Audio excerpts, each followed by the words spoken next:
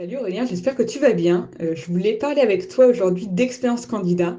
Je sais que vous êtes hyper bon chez Conto. Du coup, est-ce que tu peux m'en dire un peu plus et notamment commencer par le contexte de la mise en place de voilà, cette culture de l'expérience candidat?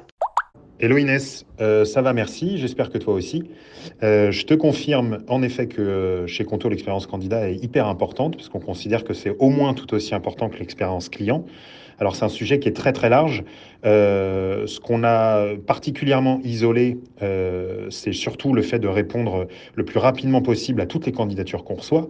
Donc en fait, ce qu'on a fait, c'est qu'on a mis en place une routine qui nous permet justement de répondre à toutes ces candidatures en temps et en heure.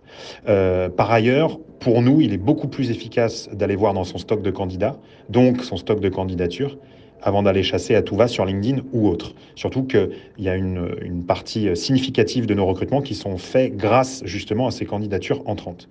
Donc c'est indispensable à nos yeux, à la fois en termes d'efficacité et d'expérience candidat.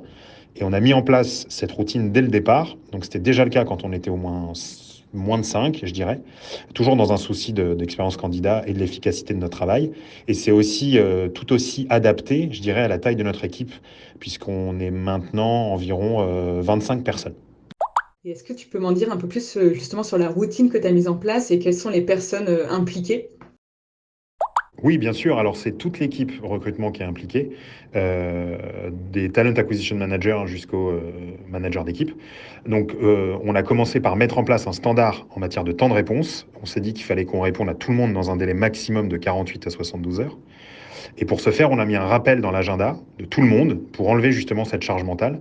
Donc, on commence la journée par le fait de regarder toutes les candidatures qu'on a eues la veille. Et on a aussi plusieurs managers d'équipe qui sont aussi garants de ce rituel et présents pour aider leur équipe si nécessaire. Euh, on a mis aussi en place une sorte de rituel de maintenance, si je peux dire, pour l'ensemble de nos tâches récurrentes, donc pas forcément pour le fait de regarder toutes les candidatures, mais chaque personne a sa tâche hebdomadaire à faire, ce qui nous permet de partager le poids de tout cela. Et comme personne n'est parfait et qu'il peut y avoir des oublis, d'autant plus quand on a un gros volume de candidatures à gérer, on a aussi des recruteurs en parallèle et en support qui sont un peu comme des anges gardiens qui sont là pour faire une seconde passe sur tous les périmètres pour être certain qu'on n'a oublié personne ou qu'on a laissé personne sans réponse. En général, ils font ça le vendredi après-midi pour bien terminer la semaine. Trop bien. Et j'imagine que tu as pu observer des résultats à la fois qualitatifs et quantitatifs du côté de tes candidats. Absolument, d'autant plus que chez Conto, on est plutôt à cheval sur le fait de mesurer de façon tangible nos performances pour savoir si on est aligné avec nos objectifs et dans quelle mesure on peut améliorer le tout. Donc, dans le cas présent, l'objectif, c'est vraiment de mesurer la satisfaction candidat de façon concrète et tangible. Et dans cette optique, on teste depuis le début d'année plusieurs solutions de mesure de NPS candidat. Et jusqu'à maintenant, on est assez satisfait parce qu'on a un score qui est supérieur en moyenne de 20 à 25% au benchmark du marché. Et au-delà des chiffres, on sent vraiment que nos efforts payent car on a en très grande majorité des super retours de la part de nos candidats, même de la part de ceux avec qui on n'avance malheureusement pas au final. Et dans tous les cas, dès lors que la personne est entrée dans le process, on est très attaché au fait d'expliquer pourquoi on n'avance pas.